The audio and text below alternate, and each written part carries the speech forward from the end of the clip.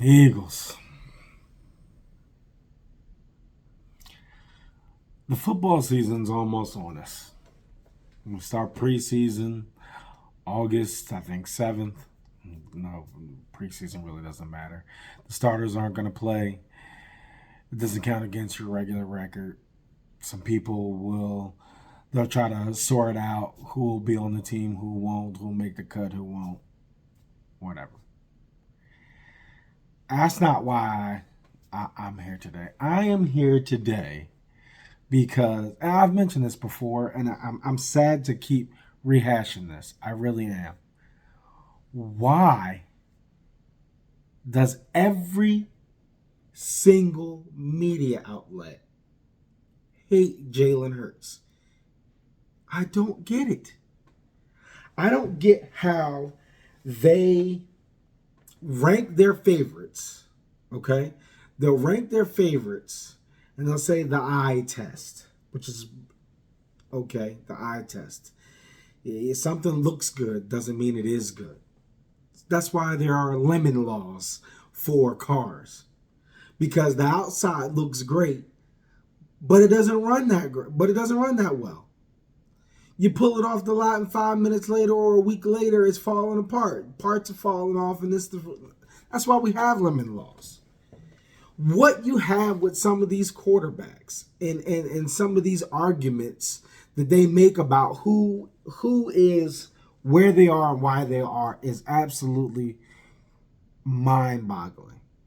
And how they just hate on Jalen Hurts, to me, is it all? I mean, for some people, like for some specific people, I know that it's clickbait, right? So for Chase on the facility, it's clickbait.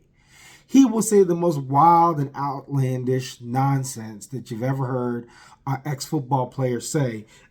And you know it's just to get your blood boiling. So I don't even bother with Chase anymore. He talks and it doesn't affect me at all. Because I know he's just saying stuff to get you riled up. I think Nick Wright is he knows the sport, and this is the most infuriating thing to me about Nick Wright is he'll know the stats, he'll know the sport, and he'll speak eloquently about how players have honed their career, how good they are, why they're good, why they're bad, and then he'll get on Hurts's case. But then he'll make the same argument for somebody else about why they're good, like Joe Burrow. But then he'll say, well, Joe Burrow hasn't made the playoffs in the last three of the last 5 seasons or whatever, or 3 of 5 seasons. I can't remember exactly what it is. Shouldn't we rate him lower? But then we have Jalen Hurts, who's been there every year and doesn't rate him higher? I don't get it. We have Jalen Hurts, who's beaten Josh, who's beaten Lamar, who's beaten Burrow, who's beaten Mahomes. Those are the top, the almost unanimously top 4 rated QBs in the league, and he's beaten all of them. But he's lower than them. And then they say, oh well, you put Burrow on the Eagles, and no, you don't put Burrow. What they try to do is say he's a better thrower of the football. And we can argue that point. He might be. They might be better throwers of the football. But that's not the point. I think the only real plug and play where you could swap out QBs out of any of these, Mahomes, Burrow, Allen, or Lamar, is Lamar. Lamar is the most one-for-one type QB that you get with Hurts, who can throw, who can scramble, who can get you plenty of yards, as a QB who gets a lot of yards. And mind you, they don't talk the same way about Lamar that they do about Hurts, and he does the same thing. Joe Burrow is not elusive. Joe Burrow is not dragging 3 and 4 defenders down the field with his legs, or cutting and juking and doing all of this. Not on a consistent basis. I'm not saying he can't scramble. All QBs should be able to scramble. There's very few only pocket passers left in the NFL. That's a different type of QB, a different type of error. You may have a couple of them still hanging around, but not many. But Josh, if his life depends on it, he can move and it's hard to bring him down. And for the life of me, his favorite go-to move is a fake pass to get a defender to bite, right? If a defender bites on the fake pass, then he can move. But I'm always thinking to myself, that fake pass is great as long as he's behind the line of scrimmage. But when he's crossed the line of scrimmage and fake passing, why are you biting on it? He can't throw it. If he throws it, the refs are just gonna blow it dead, and be like, you're past the line of scrimmage. So why are we biting on that? Maybe it's just impulse action while you're on the field and in the moment. Oh, let me try and block. Maybe that's it. I'm not a football player. I don't know. But to me, watching him so often, I'm like, why you miss? He flops too, but that's another whole topic. But Mahomes, he can scramble too. He can scramble if he has to. We watched him in plenty of games get lots of yards when his defenders are messed up. But it's not to the same consistency that Hurts can and does do it. And that is why these other guys aren't plug and play. Defenders and defenses and defensive coordinators have to add Jalen Hurts as a runner. Okay? That is in every play. He has designed runs that they have to worry about, where the other guys are scrambling because their other people aren't open and because their options are gone and now they're making something up of it. These are design runs for Hurts, which is why you can't just throw in Burrow and say, oh yeah, you put Burrow in the Eagles and it's the same thing. No, it's not, because they know he's not doing the same thing Hurts is. So they're able to hone in on him and hone in on all his other receivers. He can't be a plug-and-play person. Then, like I said, for Burrow, you talk about how he's missed the playoffs. Another thing that really irks me about, and I meant to look this up, and I'm going to look it up while I am typing this, is they talk about how Hurts is on a great team. Okay, Hurts is on a great team. However, how many Super Bowl winning teams, weren't good teams that didn't have good defenses, didn't have good offenses? Which of the last Super Bowl winners, where was it only the QB and the rest of the team stunk? Because that's what they try to make it seem like. They're like, oh, well, Josh doesn't have what Hurts does, and Burrow doesn't have what Hurts does, and Lamar doesn't have, and that's, again, another one where they really confuse me, where they're acting like Lamar doesn't have King Henry, and Lamar doesn't have people to throw to, and Lamar doesn't scramble, and Lamar doesn't have good defense. They act like these guys have never in their careers have had good teams to be able to do what they should be able to do to win it all, or to go far in the postseason, make it to the Super Bowl, even if we don't win the Super Bowl, but make it to it. They act like they have it. So I've looked up the past 10 Super Bowl winners. Of course, you got the amazing Philadelphia Eagles that just won and beat the brakes off the Chiefs. But then you have Chiefs twice. And the Chiefs in those games and those times have had good defenses, have had Kels, and have had other players around Mahomes that he could throw to. He wasn't making it up on his own. Then you have the Rams. I can't remember who was on the Rams on that win. Was it Stafford? I think it was Stafford. Then you got Brady on the Bucks. Then you got Brady on the Patriots. And then you have Nick Foles on the Eagles. Those are the last 10 Super Bowls, where Nick Foles had a great team.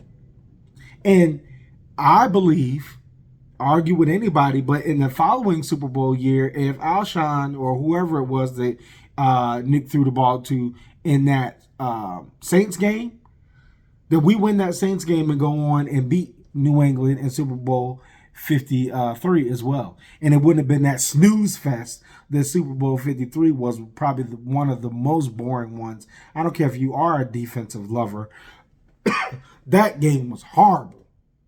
Horrible. Everybody was reading books on the sideline. Everybody was playing solitaire on their phones in that Super Bowl. But those are the past 10 Super Bowls. And you look at them and they've all had teams. It's not just the Super Bowl. Let's look at real quick the last 20. And we already know that Brady is going to be in a bunch of those also. Let's look at the last 20 Super Bowl winners. Okay, so we went all the way back to Super Bowl 52. You had the Patriots against the Falcons where they made that crazy win.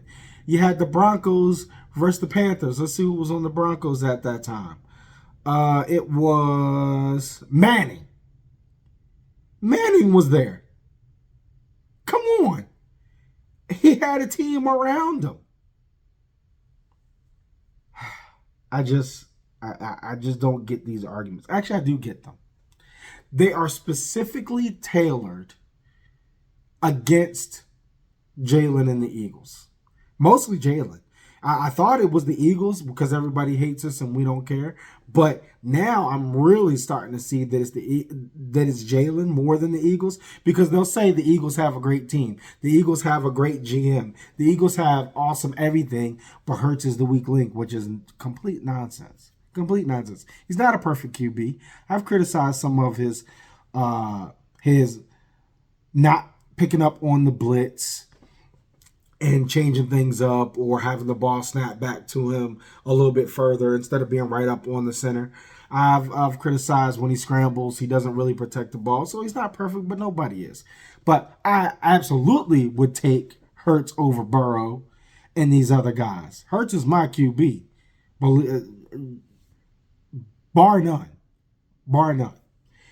So what they do then is try to make the argument just for Hurts that you could put anybody there, I said this at the beginning, and that you'd have the same results, or you might even have better results. But you wouldn't. You wouldn't. This team may not believe in and gel with synergy. They might not gel with another QB the same way that they do with Hurts. And then you had Hurts, who they failed to mention on these other points. Hurts has had different offensive coordinators and defensive coordinators every year. You even go back to college, except for this year with the defensive coordinator with Fangio. Which of those other teams have had that? Which of those other teams have had that same adversity where you got to learn a new person in a new way? Maybe all the plays don't change, but how they call them, how they draw them up, how they name them, how they want them run with their own little tweak or their own little spice on it. They haven't had that. They don't mention the adversity. They just look at the end result. The end result is they won, and that's because it's everybody but him. Come on, y'all are supposed to be the analysts. Y'all are supposed to be the ones that we tune into to get our information, because we're scrubs. Because we don't know the stats and we don't know the history and the positions. And I definitely couldn't tell you what the plays are when they're talking about nickel and drop back and all of this stuff. I'm the first one to tell you, I don't know anything about any of that. I just know that my team are a bunch of winners. And they fight through adversity, and they come out on top. You have your down year last year where there was that collapse, but before that, 10-1 against the best teams. And what makes that collapse even more frustrating, it wasn't like they were beating bums up to the 10-1. They lost to the bums on the end. And don't get in your feelings, I call them bums. I'm calling them by comparison. They beat the Bills. They beat the Chiefs. They beat Miami, who was good that year. They beat the Cowgirls, who were in their third 12-5 season. They beat somebody else, whoever. They were beating the best of the best. And then they lose to the Cardinals and the Giants, and it's like, what in the world is this? What?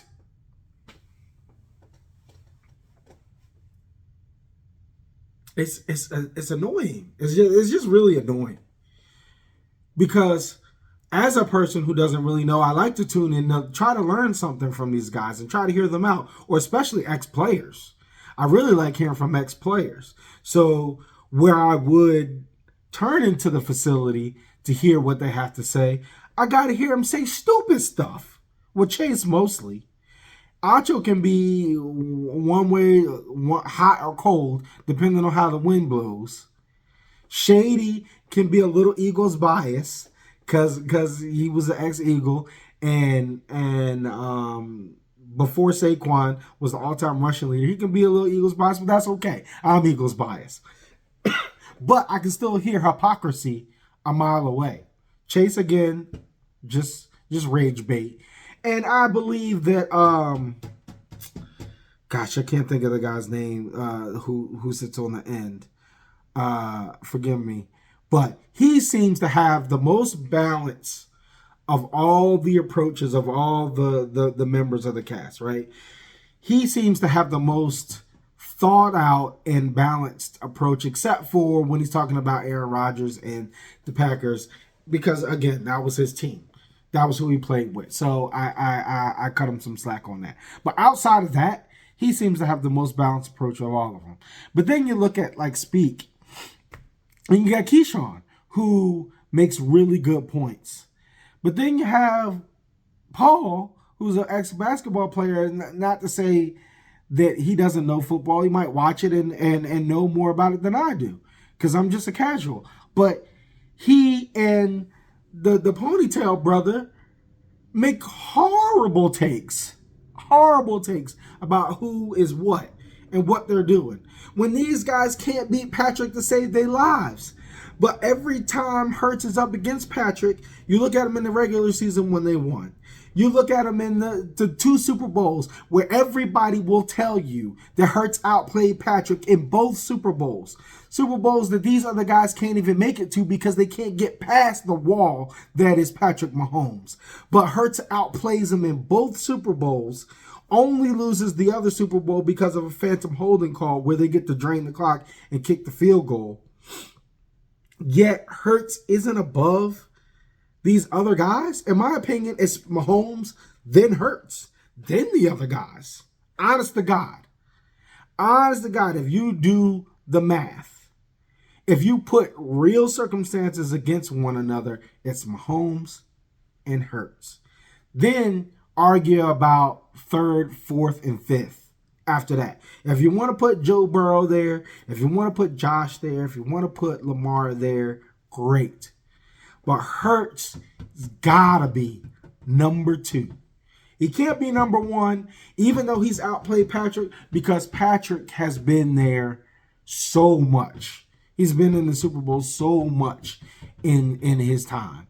And been to the AFC Championship 7 years in a row. I mean, you can't discount that. And that is where he only surpasses Hurts.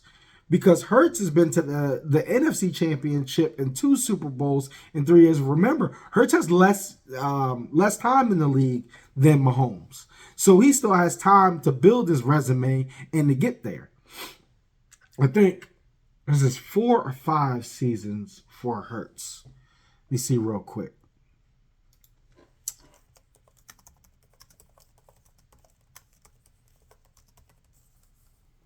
Let's see real quick. 5. Okay, he's been there 5, right? 2 Super Bowl appearances in the 5 years. And remember, the first year he was playing behind Wentz. So since he's been QB1, like Patrick has been QB1, we'll say 4 seasons. I did 3, and forgive my fingers, dyslexic. 4 as QB1. Been to the Super Bowl twice in those 4 years. So he has time to build that resume up. Come back to him when he's had 7 years. So 3 more years and see what he's done with it. What if he wins the Super Bowl this year? Or makes it back to the Super Bowl this year and loses it to whoever. Doesn't matter if it's Mahomes or whoever. But what if he goes back this year? That's the kind of thing, the kind of comparison you got to make as what have these guys done with the time that they've had. You'll have delusional people be talking about Dak. Dak been in the league as QB1 for what, 10 years? Take out the time that 2 where he was hurt, 1 where he snapped his leg off, and the other last year where it was a whatever sprain or his pinky got hurt, whatever. He wasn't there. He played for 5 or 6 games though, so let's not make it seem like he wasn't there the whole season. But we'll just throw those 2 away. 8 seasons, and the man's 2-5 in the post. What are we talking about? Don't even put Dak in the same conversation with Hurts, Cowboys fans. Don't even do it, okay? My buddies over at Blue Star Report, I know, okay? You know, you are cool with me. Go check them out, Blue Star Report. Those guys are fantastic over there. Of course they love Dak. That's their QB. But he cannot be compared to Hurts. Don't talk about he hasn't had good teams put around him. He absolutely has in his time.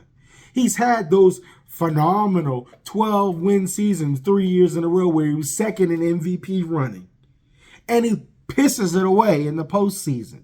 He's not it.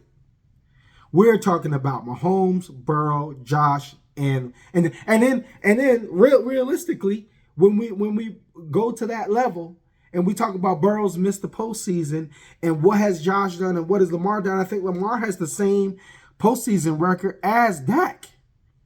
So this is why I'm saying Hurts has to be 2. Has to be number 2. I can't see how you don't do it when you put all the chips together. They'll say great teams, it's a team sport, but then penalize Hurts for being on a good team. They'll tell you that it's not a one-man show, but penalize Hurts for not being on a one-man show. They'll say because he hands it off to Saquon, he's not that great. What I'm saying is if you got a bulldozer, why are you trying to use a rolling pin to flatten out the earth if you got a bulldozer? You use the tools that you have to get the results that you need. And every time it's questioned, can Hurts throw you a win? Can Hurts do this? Because we haven't seen it. My eyes haven't seen it. When he's called on, he delivers. He's not worried about this. All these conversations are for us, okay? Hurts is sitting back and chilling. He's winning. He said keep the main thing the main thing. But this is for everybody else. And I'm trying to understand how people can call themselves sports watchers or sports enthusiasts or sports lovers or we won't even talk about sports, NFL lovers. And then they come and they move the goalposts further and further away, but then make convoluted arguments for these other guys. Oh, well, you know what? Joe needed these pieces. Joe Burrow needed these pieces. If he had these pieces, he would be there. Isn't that the same thing that you're taking away credit from Hurts for? You're taking away that credit, but telling Joe he needs the pieces.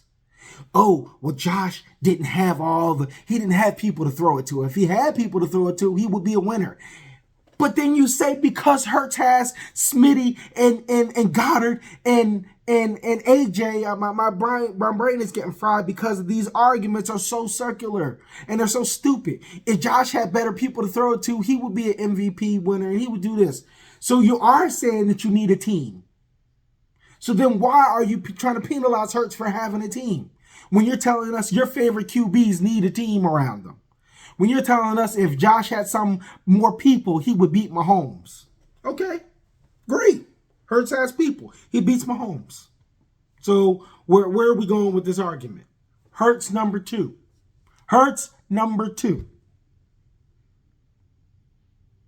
We'll see what Pat and the Chiefs do. They may have some downtime. Remember how the Pats had like 10 years of downtime. They were still good, but they weren't winning championships.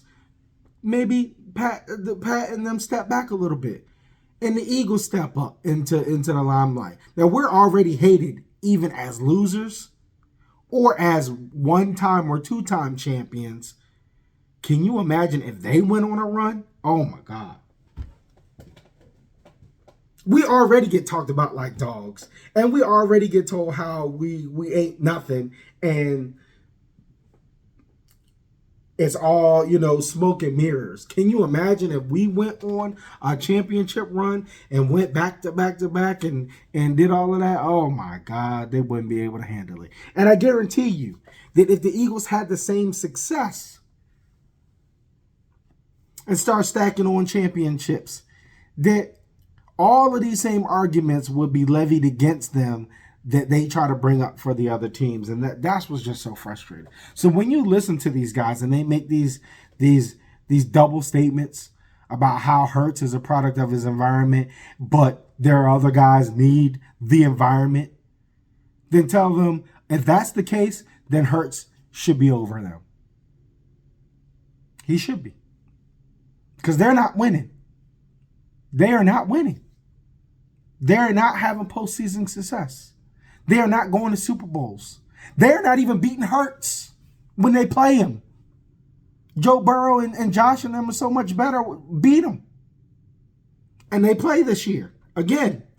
So we'll see if Josh can beat him. We'll see if Joe can beat him. We'll see if Pat can beat him. I don't think we play the Ravens again. I don't think we do. I don't have it in front of me. I think we're a 12-win season this year. Okay, so we got the Bengals in the preseason, but I don't think we have them in the regular season. No, we don't. Jaden Daniels is good, but you saw what happened, 55-23. Goff, he's decent, but I think that's going to be a W. I think we might split with the Cowgirls just because that's just how the dice roll. It's not because they're better. It's just how the dice rolls. We'll probably split with them. But let's see again what happens. He's going to face Pat. He's going to face Josh. And if he's in the postseason, one of those AFC teams, if they go to the Super Bowl, he's going to have to face them too. Let the chips fall where they may. But this double back talk about Hurts is just not flying for anybody who has sense enough to sit and listen to the arguments they make for and against the Eagles, and then for and against their teams.